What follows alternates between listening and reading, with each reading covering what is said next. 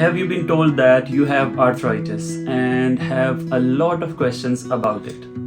Like what happens next? How will it affect my quality of life? How many joints can it affect, or can it affect other systems of the body? Can I reverse it? Is exercise good or bad for my joints? What should I do?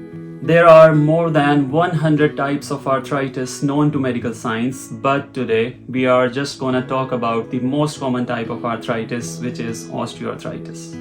It is estimated that around 528 million people suffer from osteoarthritis worldwide. So you are not alone to have all these questions and concerns, but don't worry, we will discuss all these things in detail today, so that by the end of this video you would be more aware and educated about what actually arthritis is and how you can manage it effectively without compromising your participation in the things that you want to do or you love. My name is Ubaid and I'm a first contact physiotherapist working in the NHS England. Welcome to our channel Physique, and on this channel we help professionals achieve their career goals and help everyone achieve their health goals. When we hear the word arthritis, there is a lot of negative connotation associated with it. But in simple words, osteoarthritis is the normal aging of the joint.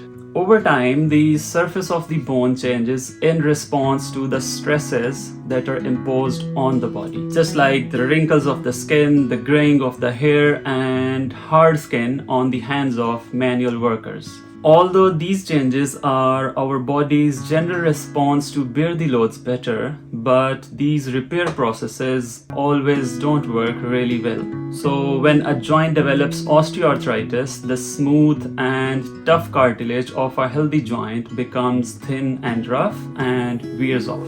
Extra bone known as osteophytes may form at the edges of the joints. The lining of the joint capsule may thicken and produce more fluid than normal. And these osteoarthritic changes, often but not always, can result in pain, stiffness, restricted mobility, and occasional swelling. These changes can occur in any joint of the body, but are more common in our weight-bearing joints such as hips, knees, and the joints that we use a lot in our everyday lives, for example, the joints of hands and fingers.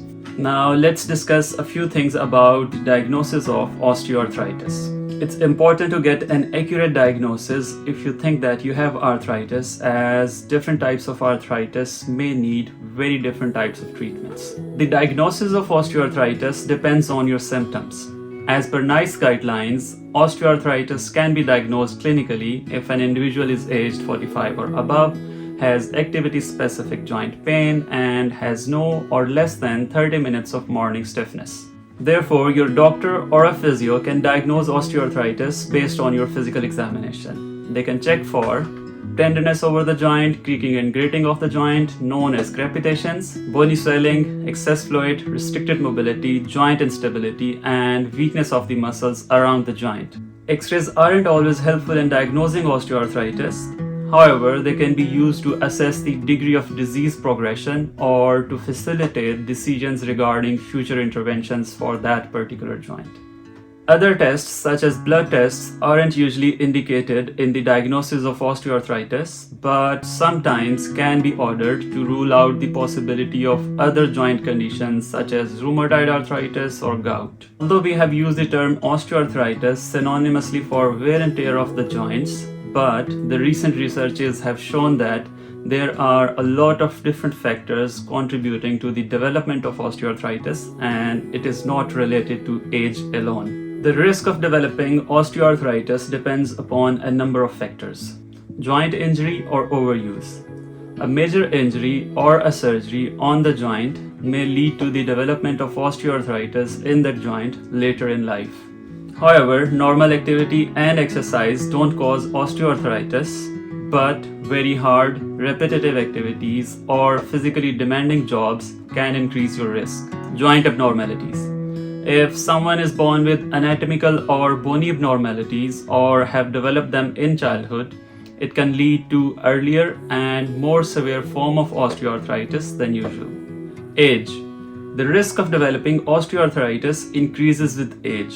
Osteoarthritis usually starts from the late 40s onwards. This may be due to the bodily changes that come with aging, for example, weakening muscles, weight gain, and the body becoming less able to heal itself properly. Gender. Women are more likely to develop osteoarthritis than men, especially after the age of 50 years. Obesity. Extra weight puts more stress on the joints, especially the weight-bearing joints such as hips and knees. Moreover, obesity may also have metabolic effects that can increase the risk of osteoarthritis. Genetics. A strong family history of osteoarthritis, that is, people who have family members with osteoarthritis, are more likely to develop osteoarthritis as well. Secondary arthritis. Osteoarthritis can happen in joints severely damaged by previous or an existing condition such as rheumatoid arthritis or gout, etc. In addition to this, two factors that may affect the symptoms of osteoarthritis but are not the direct cause of it are food and weather. Many people with osteoarthritis find that the changes in the weather make their symptoms worse, especially in the cold or rainy weather. Similarly, some people find that certain foods seem to increase or lessen their pain and other symptoms. However, there is no concrete evidence to prove the efficacy of certain foods in controlling arthritis, but a balanced healthy diet can promote good joint health. Hopefully, by now we know what is osteoarthritis, what are its risk factors, and how we can diagnose it, which leads us to the most important question: how to manage it. No doubt that arthritis is a long-term condition while the changes inside the joint cannot be reversed, but there is a strong evidence to support that the progression of the disease can be slowed down, and we have seen this through our own clinical experience that the symptoms can be managed really effectively with physiotherapy and lifestyle modifications. Low-impact activities such as walking, cycling, and swimming can help to reduce the pain and enhance the mobility of the joints during an acute flare-up. Along with that, applying heat or cold to the joints, using mobility aids, or taking over-the-counter medications such as paracetamol or ibuprofen can help to reduce the pain and inflammation. And once the pain has settled, moderate to high impact activities such as strength training, calisthenics, Pilates, and functional training help to improve strength and endurance of the muscles that help support the joints. Along with that, proper footwear, healthy diet, balanced weight, and good mental health reduces stressors from our body and facilitates a thriving environment that reduces generalized aches and pains in our bodies. However, if your symptoms are more severe, you may require additional treatments such as prescription medications, or even a joint injection may be advised in your case along with a structured exercise plan. In a small number of cases where these treatment strategies haven't helped or the joint structures are severely damaged, a joint replacement surgery is indicated. I hope this video has provided you with valuable insights into osteoarthritis, enabling you to understand and manage this condition better. In our next video, we will discuss some common myths and facts about osteoarthritis. If you know someone who is dealing with osteoarthritis, share this video so that they can understand and manage their condition better.